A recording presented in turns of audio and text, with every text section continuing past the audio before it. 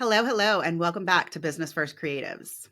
Y'all, Annemie's back, and I feel like, I should have looked it up, but it's been at least a year since you've been on here. Oh, you were on here for an anniversary episode. So Yep. it hasn't been that long, but it's been that long since you've been on here as the only guest because Sabrina joined you for that one.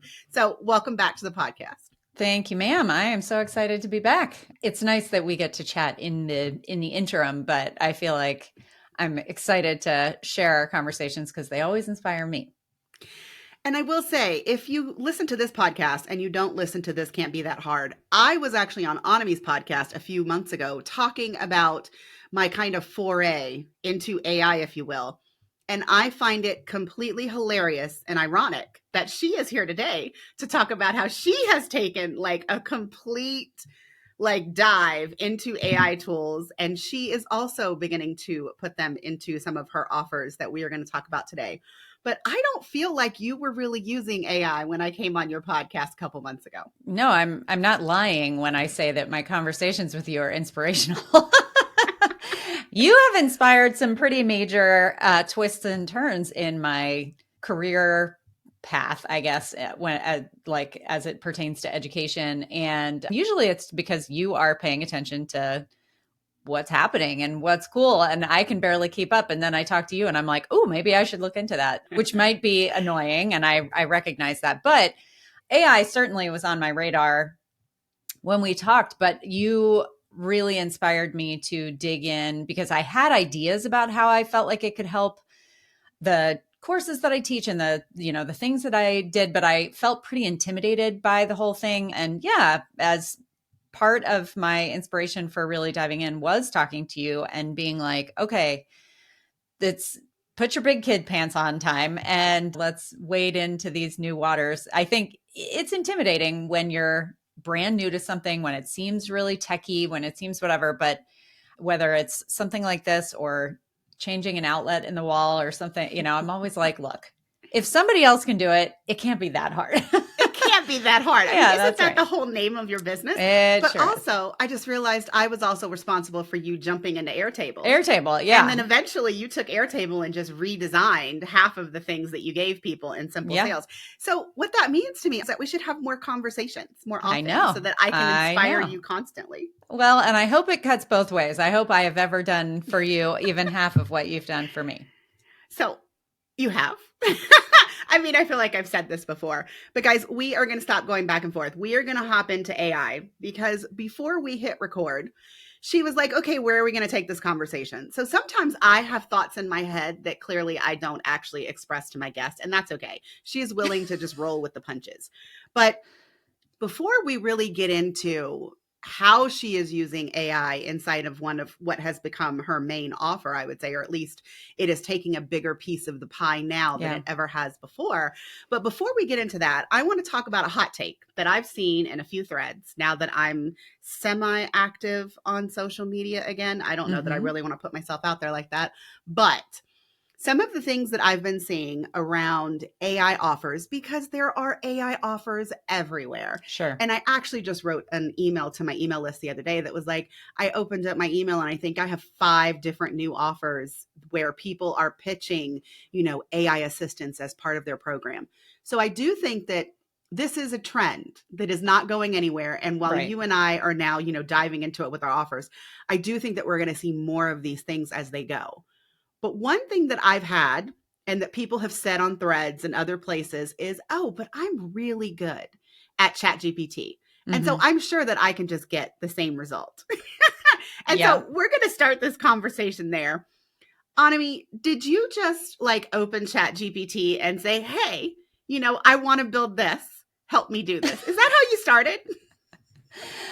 It's probably how I started, yeah. But I wrote, speaking of emails being written, I wrote an email yesterday talking about this new product, which we'll get into in a little bit. But the very first time that I logged into ChatGPT, as I was sitting there thinking, what am I going to use this for? This was a couple of years ago and people were talking about you can use it to help you meal plan and you can use it to whatever. I can't remember what some of the early examples were that were kind of floating around. But the first thing that I thought of when I opened it up was sweet, I can finally get back into blogging, right? Blogging is it's so high value when it comes to marketing, but it is time consuming. And to do it well is, back when I was blogging regularly, it would easily take me a solid day of work to sit down, like think of what I wanted to write, outline it, get it to the point where I felt like I was not filling it with fluff and just trying to like up my word count and make it SEO friendly, whatever, and make it so that it looked good, it sounded good, and it was actually valuable to people as well as my SEO kind of bottom line, right? Mhm. So it's a huge lift. And I ended up giving it up after a while because I was like, well, I'm not actively trying to get a whole bunch of new clients. So I'm going to let this go because it takes so much time. So ChatGPT comes along, and that's the very first use case that I was like, sweet, I'm going to have it help me write a blog post. And I remember, I'm sure I gave it some sort of topic or whatever, like, I am a family photographer and I want to write a blog post on XYZ. And the garbage that came out of that was so profoundly bad that I was just like, well, never mind. I guess we're not going to use this for this. So yeah, I mean, I would say that I am also quote unquote good at ChatGPT in terms of, I now know to ask really specific questions to I've learned how to engineer prompts better so that the output that I get is better. I've certainly learned how to train it on my voice and all that sort of stuff. But the more you know, you don't know. And as I progressed, I realized that in order to get consistently good output from an AI tool, there is so much work that goes into the front end. And that's if it's just for you. If you are then trying to create a tool that services a lot of people, you have to think through to like the far corners of, how could this go wrong? How could this go wrong? Testing, all that stuff. It's very tedious. And so I see this proliferation of tools out there, and I have a very healthy dose of skepticism about the quality of those tools. I mean, we've all played around with custom GPTs and stuff that are kind of garbage. Yeah. For lack of a better word. So I feel like one thing that I want to mention, and you kind of said this, but I like to like put together frameworks, if you will, or like a step by step. So I feel like first there's the figuring out what you want to do with the tool. So in your case, it was to write a blog. Mm-hmm. And then you're kind of figuring out, well, what are the important things that you need to make sure are taken care of in the output? And for you, I hear you saying that, it needed to be in your own voice. It needed to be something that was actually going to be rankable for your SEO. And then also that it didn't sound like a lot of fluff, that was actually giving the person on the other end, the person that was reading it, something meaningful after they had consumed the information. Mm-hmm. But in order to get those three things, not only are you engineering a really good prompt, because that's, of course, where we're all starting, and then you're doing, hours and hours of testing, seeing what it's giving you, refining your instructions. I mean, the amount of time that I spend refining instructions, I wish that on one of these tools I had just like started a timer, because I'm sure that it would have been like at least a solid week of 8-hour days to see how many times I went back and forth. But I think what a lot of people don't understand is the third part. And that's the part that you and I really focus on, and that people leave out of the conversation when it comes to these custom GPTs. And that's your knowledge files. Mm-hmm. Like, we're not just telling it what to do and letting ChatGPT take care of it. Right. Like when it comes to systems and like creating workflows, since that's what I discussed on your podcast last time, I have a lot of knowledge of how these things should go, what the output should be, intimate knowledge of Honeybook and Dubsado, which are the two tools that I use. And I take all of that in addition to like feeding it examples of like the hundreds at this point of clients and students that I've helped refine their workflows.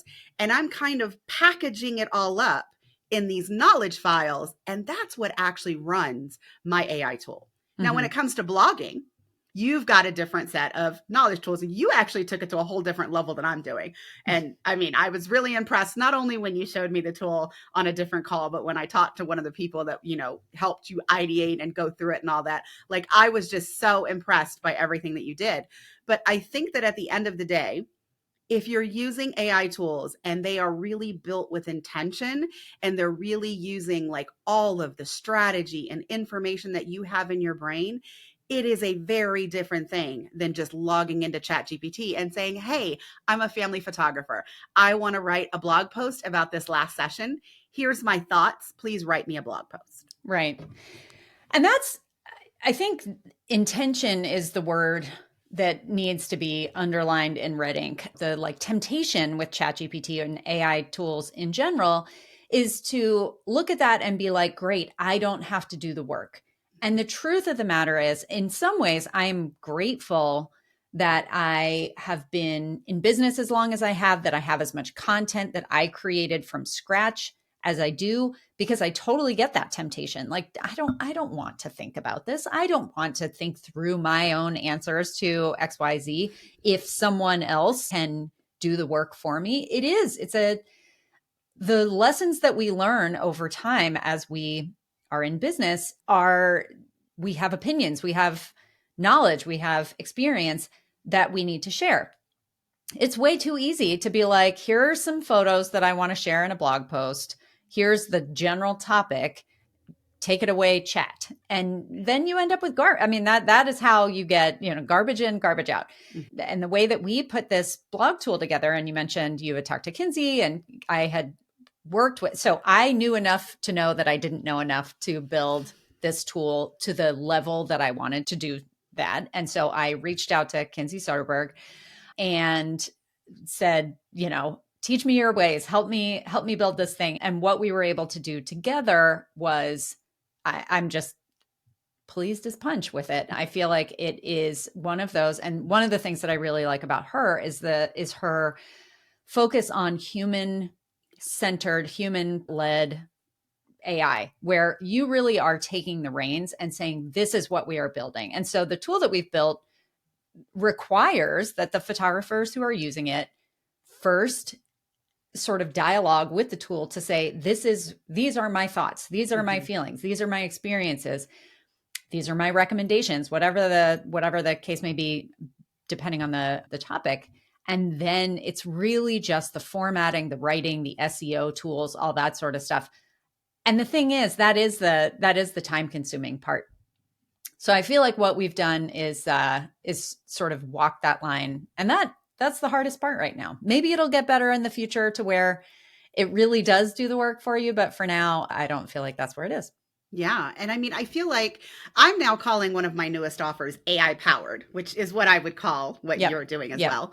But I just find it so fascinating that you started with simple sales. You kind of went into revenue on repeat to help people, fill their calendar or kind of space out their money as they go. And then you did like the marketing glow up. I mean, you've kind of been like leading people here to where now you really do have a suite of offers that helps a photographer basically run like the entire back end of their business. Now you are missing systems, and that's why we're besties, because you can't ever do that to me. I'm not interested in taking over not your even systems. A little, but I do feel that other than the systems to run the booking, you have really created like this offer suite that has all of it.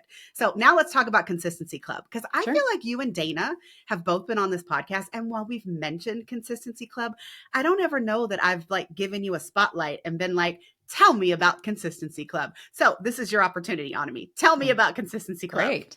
Well, I will give credit where credit is due. Dana was the first person who really suggested Consistency Club.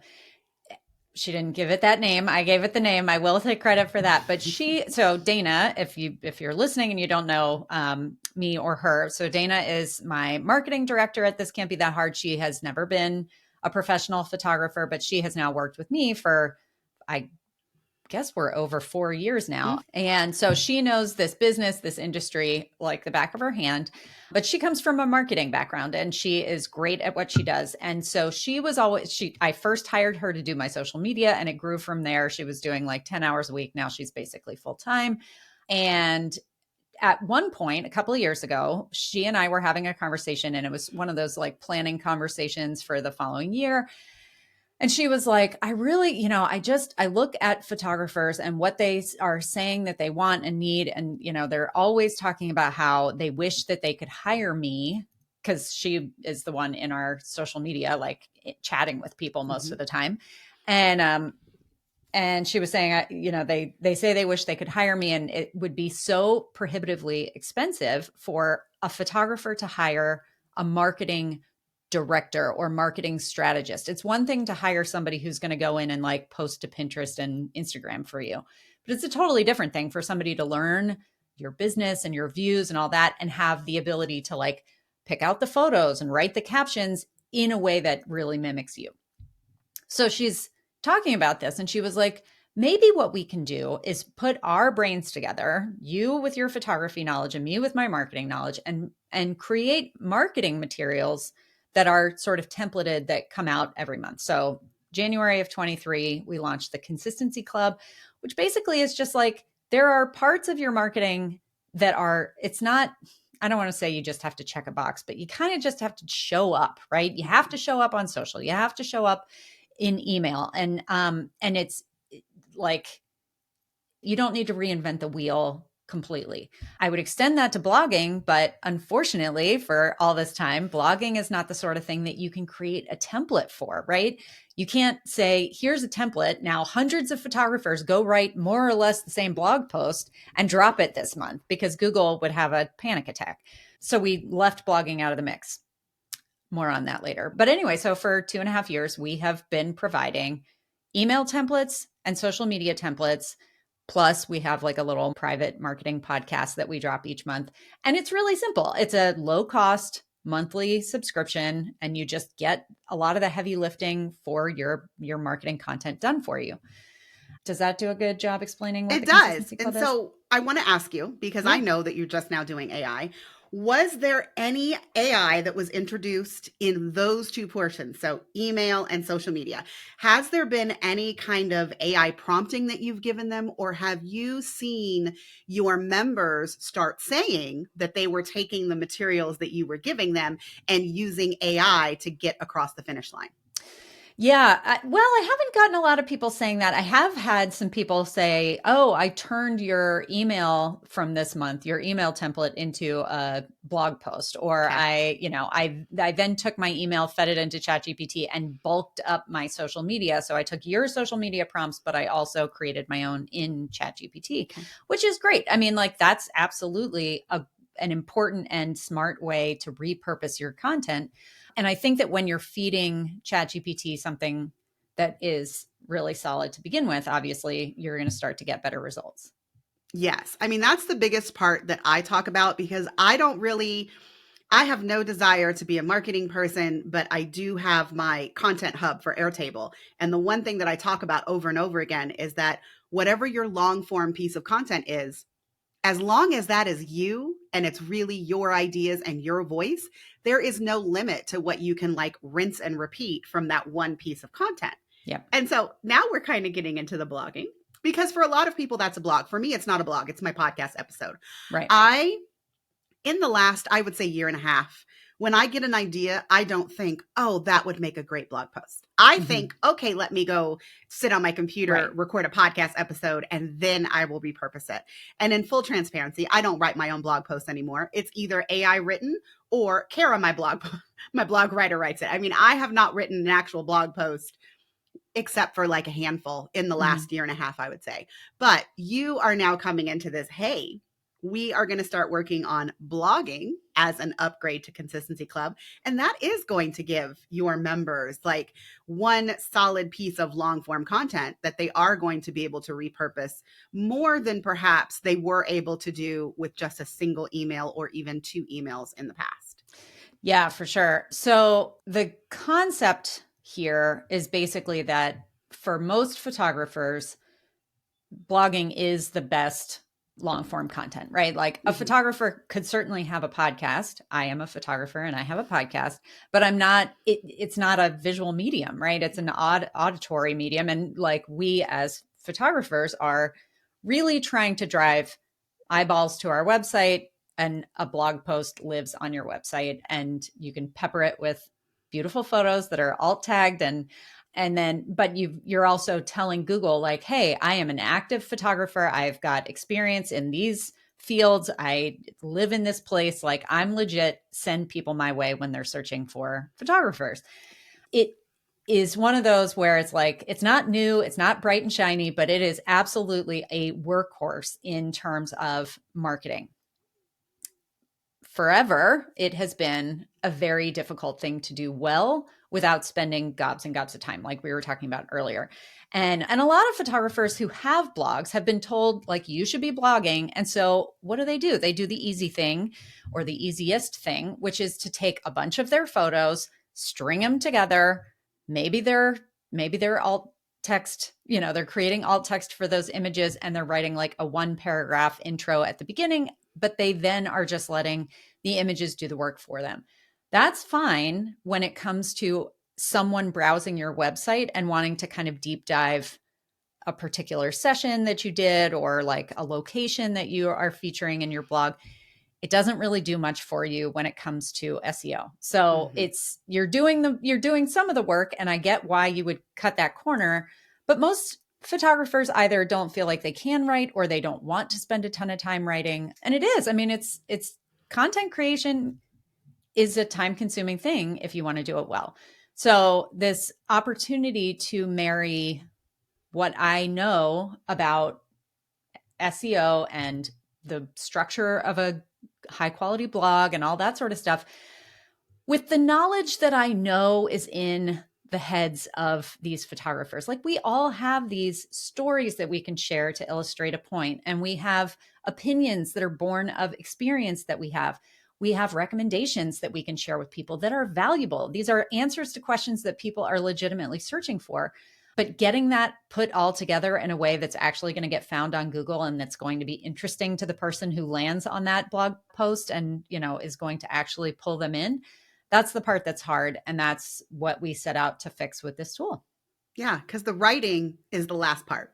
Yeah. I mean, if you sit down and you're trying to write and you haven't done all of the things that come before, like, are the keywords that you're trying to rank this blog post, does it even have any volume? Is Right. anybody searching for this? And then, you have the stories. And yes, we have a lot of stories. And yes, I tell my people all the time, make a voice note, get the Right. story out. I've told so many photographers, after a session, when you get in your car, turn on your voice note and just talk about what you liked about the session, anything interesting that happened, blah, blah, blah.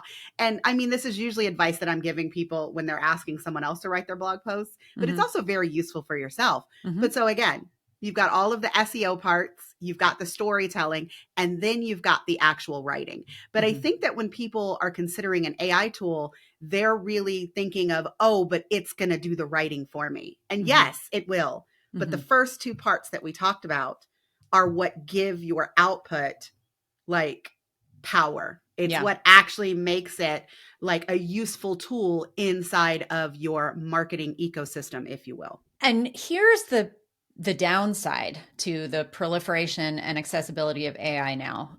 And that is that the bar is going up at an exponential pace, right? Like, everybody has access to ChatGPT. So if you are just looking to create volume on a blog, you may as well not be blogging at all. I think that Google's algorithms are getting better by the minute at identifying AI generated content. And it's not that they're not taking that. I mean, obviously, if there's something on your website that's being refreshed or being added or whatever, then there's activity on there, and that is a good thing. It's not zero value, but it's pretty low value compared to once upon a time when, if you were writing a 1,000-word or 2,000-word blog post every week, even if it wasn't great, just that amount of work was being recognized. Now we are looking at, like, anybody can type a garbage prompt into ChatGPT and get garbage output and then get that going. So it really does come down to quality, something that is passing muster if you put it into an AI checker, and that, again, really, really gives value. And this is the thing that I will come back to. This is the hill that I will die on. Everything when it comes to marketing, everything when it comes to, you can cut corners in a bunch of different places, but ultimately you need to put everything that you do through the lens of, like, am I creating value here? Am I doing something that I'm proud of? Because if you're not, it might help you in the very short term, but in the long term, it's like a ball and chain, you know? I mean, it Yeah. kind of drags you down. No, and I mean, I feel like we recognize this a lot with social media because back in the day, the thing was, hey, post to Instagram 5, 6 times a day, right? Mm-hmm. And slowly, I think that we are all starting to understand that quality is much better than volume. I Mm-hmm. don't see a lot of people posting to their feed 5, 6, 7 times a day anymore, unless you're like a content media manager. Right, right, But I right. don't see photographers doing it. But I think that we're now kind of honing in on an era where we are going to really think about the quality of what we're putting out there instead of just doing it to check off a box or trying to overwhelm the algorithm, whether that's a social media algorithm or you're trying to like trick Google SEO Right, into thinking that you're a knowledge expert just because of the amount of content that you are pumping out. right. So I want to kind of like, I want to get really specific now because the tool that you have created for Consistency Club that's going to be like an upgrade, Mm-hmm. you do have where, they have to give it some information. And then you guys are going to be putting monthly blog posts that they can choose from. But then I want to talk about what happens after your tool gives them the blog post, because Sure. this is the part that I keep harping on. And I think it's so amazing that you are still keeping it in the back of your mind or in the front of your mind, I guess, when they get the blog post. So let's say I'm a member of Consistency Club. Mm-hmm. I've chosen my blog post. I've given it a story. It's gone through the iteration of your tool. And now it has sent me my blog post. Mm-hmm. Can I take that blog post and directly put it on my blog? You might be able to. Okay. So I'm just going to back up and give you a little more context. So when someone first accesses this tool, the first thing that they do is fill out a very long, detailed questionnaire. And this is a one-time deal. You don't have to do it more than once, but we do, like, according to our beta testers, it's taking about 60 to 90 minutes to do well, where you're answering questions about your brand voice and you're uploading writing samples and you're talking about your ideal customers and where you're based and all these different things, right? So you fill that out. Then you get to the point where you get to choose, like, oh, this is the blog topic that I'm going to write about this month. And what we're doing is we have enlisted AI's help with this. AI is going each month and scraping the web for trending topics in each niche. And I think we've identified 13 different niches. So each niche gets 4 options each month. You'll see all the options. So if you see an option in a different niche that you're like, oh, this pertains to my business and I could do this, you can use it. But like if you're a newborn photographer, the first ones you'd want to check out are probably the newborn photography specific topics.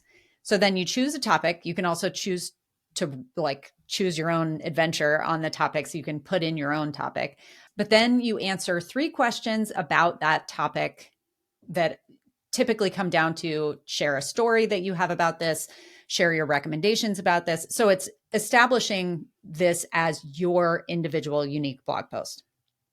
Then the system takes it in, compiles all of that, puts it with your brand profile, and creates a blog post that meets certain specific parameters that we have put together in terms of length. It gives you SEO specific stuff at the end, and it is written with like your H1, H2, H3 tags and all that sort of stuff.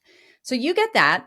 And as I said, according to our beta testers, some of the content is coming out at a level where they're like, I think I changed one sentence and then I just put it in my blog. But chances are you're going to want to do some additional work after the fact, whether it is editing for length, if you might, there might be a section that you want to bulk up a little bit. You might want to edit for content a little bit. Like you have a thought like, oh, there's another story that I'd like to add in here. You might want to change the wording. Obviously, ChatGPT doesn't always get it 100% spot on, even if it's well trained. And then the last thing is that even if you don't need any content changes, you're probably going to want to add photos to this blog, and it gives you some recommended photos based on the content, but you're going to have specific photos. What we've done is we've created a custom GPT that everybody gets access to after the fact. That is sort of the finalization, finalization. Did I just make that up? Where you finalize your blog. So you can edit for content, but you can also screenshot the images that you want to include, and it'll give you alt text for those images. I mean, that's brilliant. And the Thanks. reason that I say this is because I feel like now we're getting closer and closer to where if you've done a really good job of, doing your brand voice and you worked with Kinsey and this is what she talks about all the time. And, like you said, that questionnaire takes 60 to 90 minutes to Yeah. nail your brand voice. But even if you've done a really good job of nailing that brand voice, when it comes out, maybe out of, I'll go back and talk about like a regular custom GPT.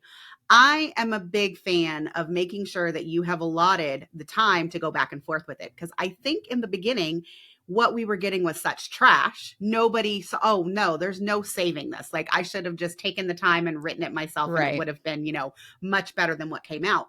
But like now, I have a couple custom GPTs that I've made for myself. And when it spits it out, it does give me those moments of, oh, I mean, I really should have said this instead of this. And so then I go back and forth with it. And to me, the value of getting a tool from someone like you or me or someone else who's put in the same amount of effort to create these tools is that we're giving them a really, I would say first draft, but maybe yours is like, just shy of a final draft. But we're giving it to them, and our intention is not just copy and paste it and don't consider what we've given you. Sure. I think it's that, you need to read it over. You need to make sure that it feels good for you. But like 10 minutes, 10 minutes of adjustments versus the whole day that you said it was taking you to write a blog post before. And the thing is, we are not professional bloggers. Like this is that you want the content to be good. You want it to be reflective of your brand. You want it to be something that you stand behind and that you know what it says and, all that sort of thing. But at the same time, that's not your job. Your job in this particular case is to get eyeballs on your website so that people hire you to take photos for them. So, for instance, podcasting. When I first started podcasting, these many 5 years ago, I remember writing complete scripts for my early, podcast episodes and then reading them and trying to make, it's like I would hem and haw over every line and is it perfect and whatever. And of course it wasn't perfect, but it took me a lot more time. It's still not perfect, but nowadays it's like, okay, here are the thoughts that I want to share.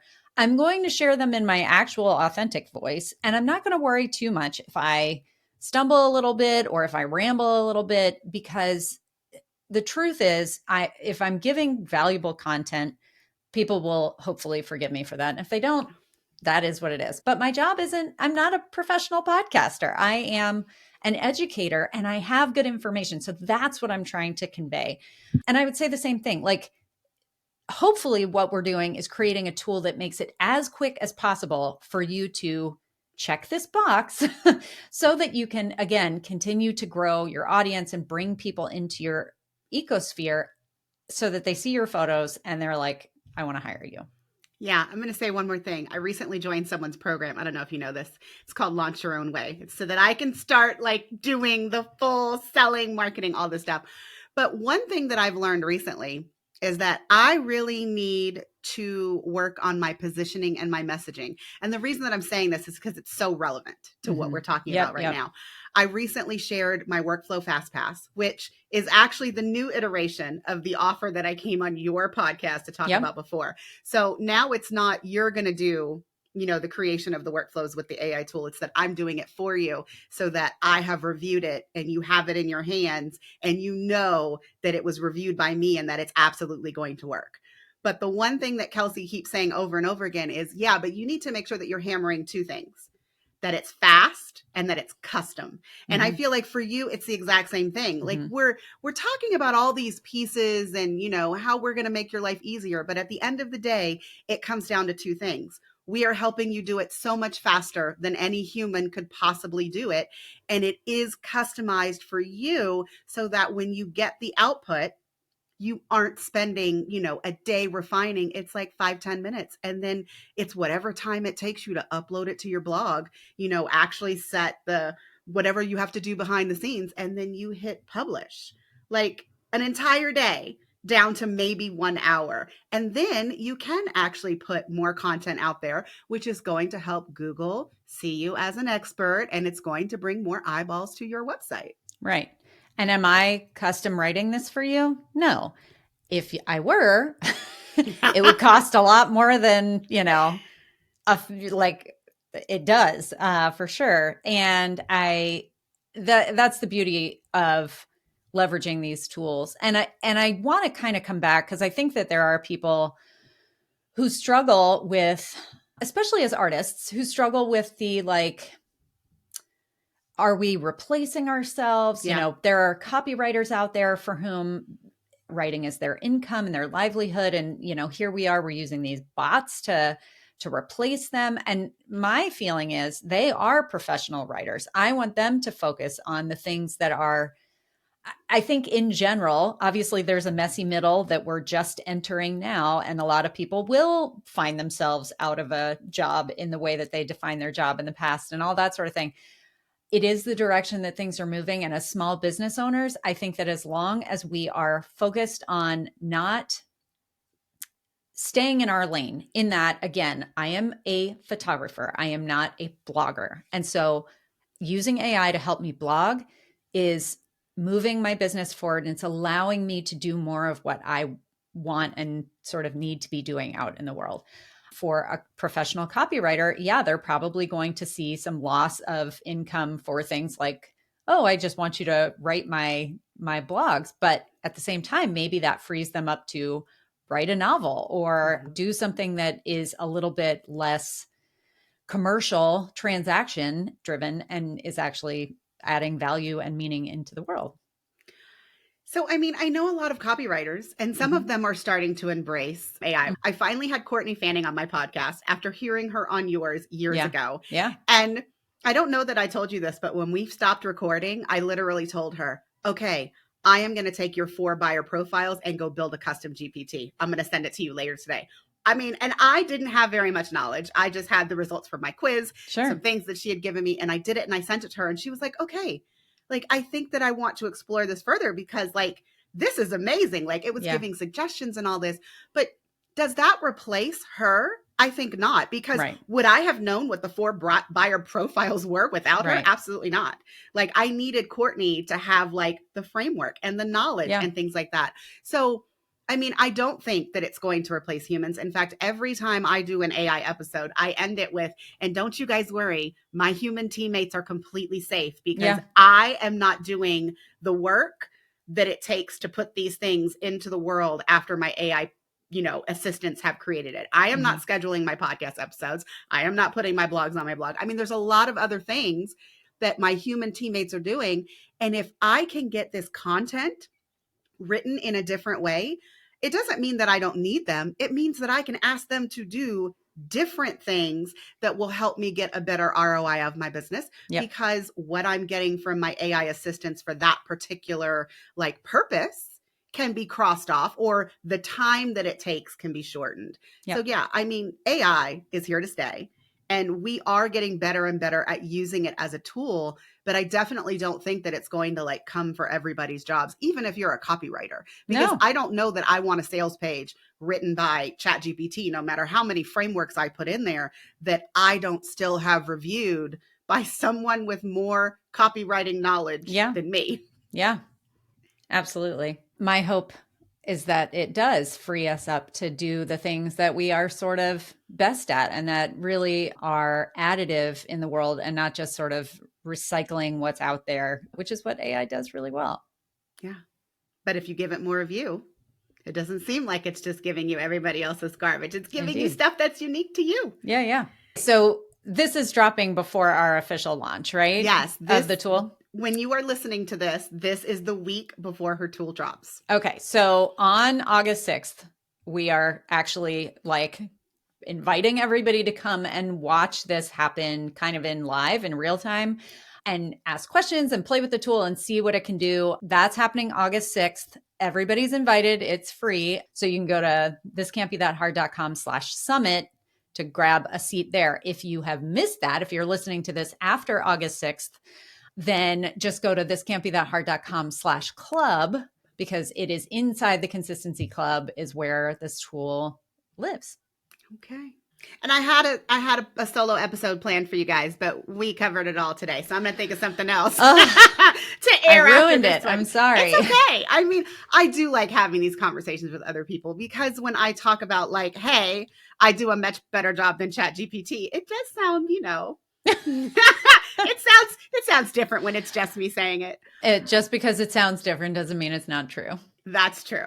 Yeah.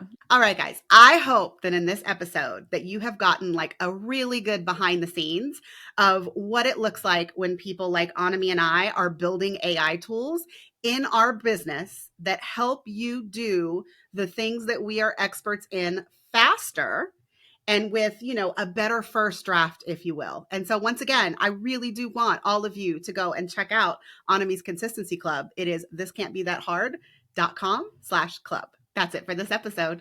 See you next time.